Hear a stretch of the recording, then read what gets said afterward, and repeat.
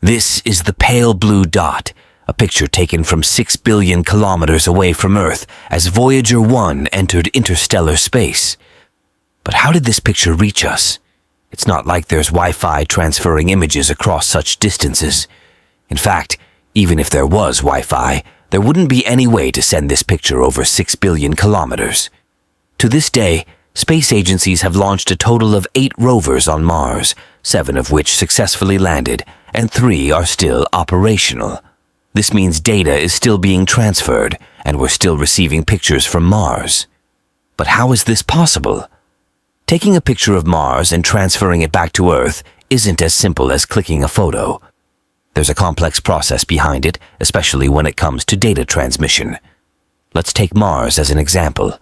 To transfer a signal, 2 main factors are involved: the distance between the sender and the receiver, and the time it takes for the signal to travel that distance. Signals travel at the speed of light, 300,000 kilometers per second.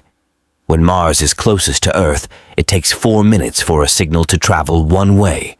When it's farther away, it can take up to 20 minutes. This delay means that even under optimal conditions, there's an 8-minute round-trip delay when communicating with Mars. When we talk on the phone, we don't feel a delay because the signal travels almost instantly. But for spacecraft and rovers, these delays are significant, and deep space communication systems are needed to manage this.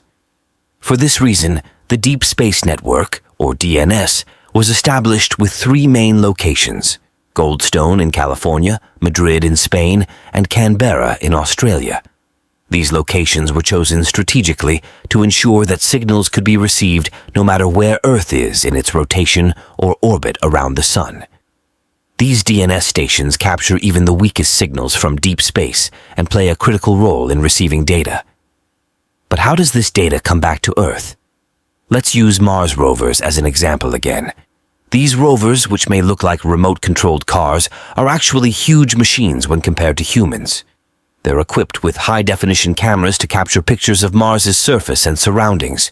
These pictures are stored in the rover's onboard memory, where they are compressed using algorithms to reduce size while preserving important details. Not all captured images are important, so the rover selects certain pictures for transmission based on their relevance. However, the rovers themselves don't have powerful enough antennas to send data directly to Earth. That's where orbiters around Mars come in. These orbiters act as communication relays with their powerful antennas, receiving data from the rovers and then transmitting it to Earth. The process works both ways. Commands from Earth are sent to the orbiters, which relay them to the rovers, enabling communication between Earth and Mars. Once the data is transmitted, it is temporarily stored on the orbiters and then sent to Earth. The Deep Space Network receives the signals, which are then decoded and reconstructed into their original form using algorithms. Scientists analyze the reconstructed data to study Mars's environment and its features.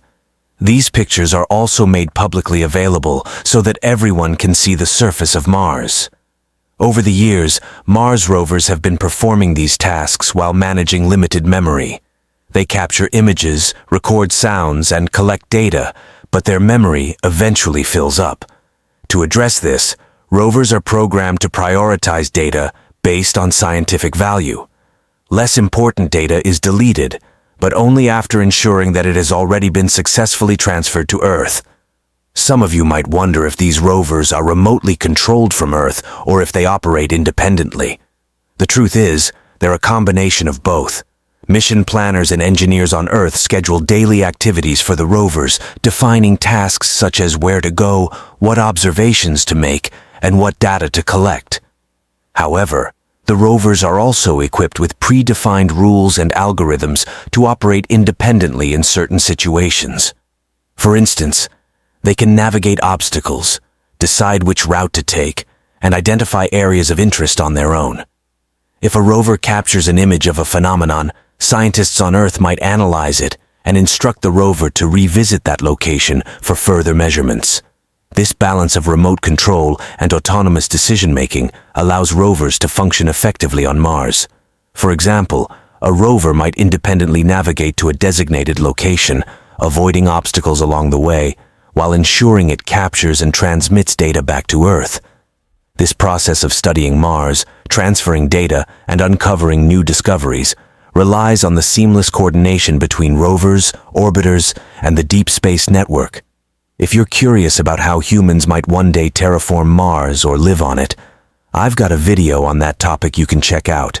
And if you're interested in exploring more about space, there's a full playlist waiting for you. Thanks for watching.